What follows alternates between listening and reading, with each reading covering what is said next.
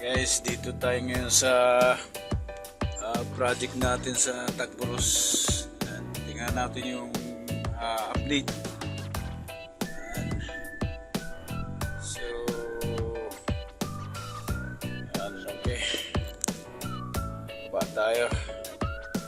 We'll turn off the engine. Right up. So, natin yung update tayo. Right, so yan na yung ano natin, signage natin, signboard, big signboard. So yan yung garage roof. Yan tayong buhos pa dyan sa baba.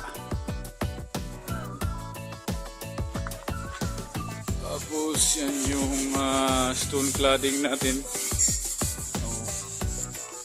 Yan yung ano, yan, bintana na rin, pintura, shade screen naman.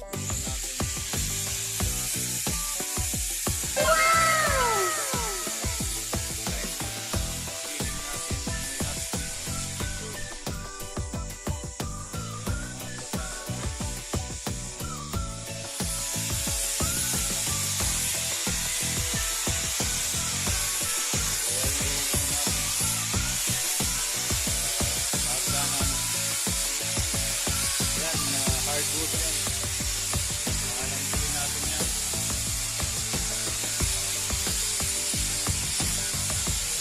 Yan yung takip ng master bathroom. Patapos na mayroong sauna pa yan. May shower enclosure, tiles. Yan yung powder room.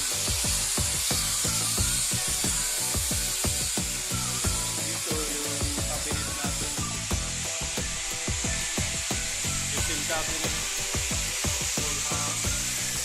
Ito yung dining room, glass tile. Tapos yan yung sabi ko sa bathroom, dining table. Tayong foam light. Yan, meron tayong island kasi. Yan yung wood niya. Abangan nyo yung update nito. Yan yung foam light natin sa living room. Tapos mayroon tayong dyan, chandelier. Yan yung stairs natin. Ang design yan, yan. So, ito naman, may chandelier din tayo dito.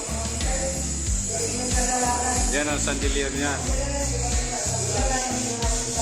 Tapos yan sa dining table, sa above dining table nandiyan na yung chandelier, saka may cob light tayo dyan. Ito tayo sa master bedroom. Ito yung master bedroom. So yan, may tapos dito yung walk-in closet. Closet.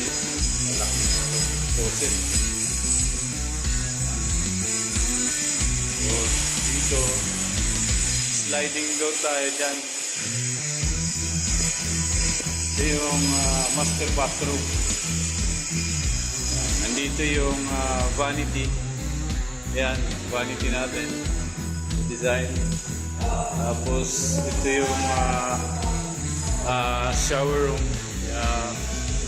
May shower enclosure tayo dyan. Right? Tapos doon yung sauna. Right? Yung design natin ng sauna, ayan. Ayan. Right? So, ayan. So, ayan na siya. Nandun yung water closet natin. Ayan siya, yung abang. So, iniintay lang natin yung tiles ng usok. Dahil sa, yan, sliding door, aluminum sliding door. Dalawa yan dito.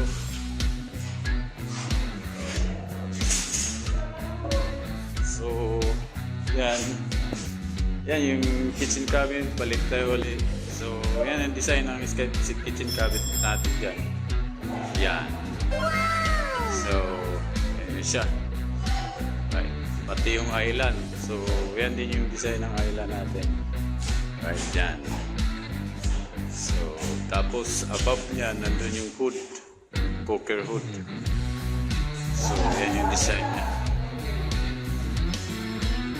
So, dito, ito yung swimming pool natin. Right, sa area na to. So, yan yung design naman ng swimming pool. Right. Ito na yung sa likod.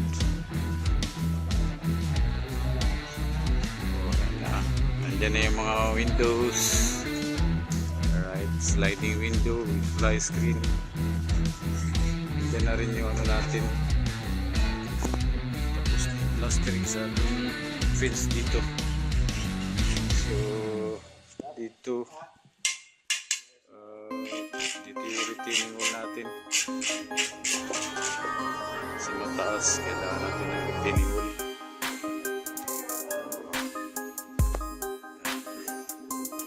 So, yan na. Ikit naman tayo sa taas.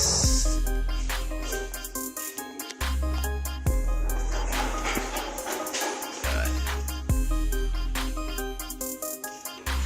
Yan na. So, yan na yung window.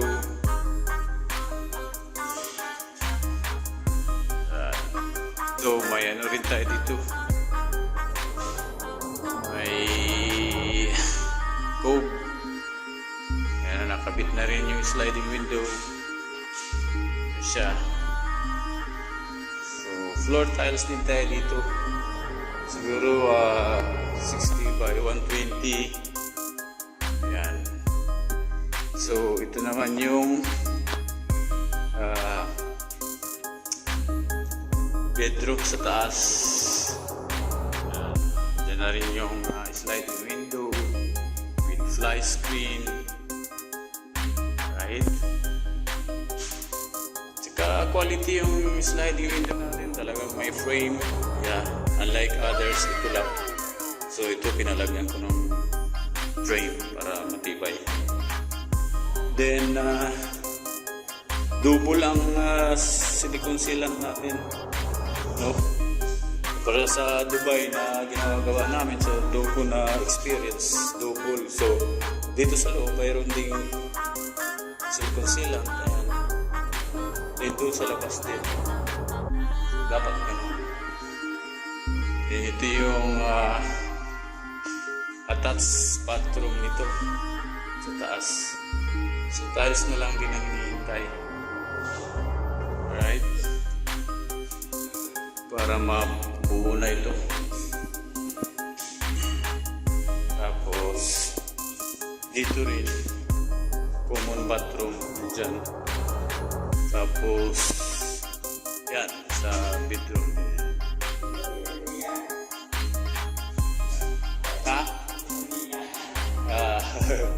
Budiga. Malipat na dyan ang budiga. Pero balang araw magiging bedroom na rin yun. So sabi ng client dito may isang kwarto pa. Then may provision akong ilagay sa mga lights. Yan siya, corner, tapos may single light.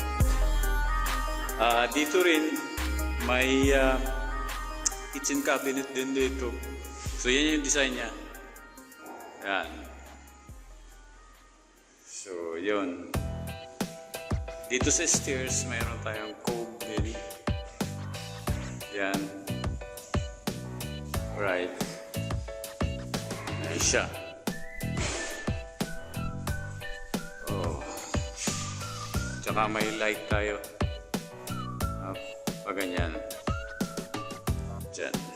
Alright. So ito yung stairs natin. Hardwood. Yung railing niya. Ito. Later. Right. So abangan nyo yung update namin. Alright. So far, yan lang muna. Please subscribe and like our videos and share it with you. Right. So thank you.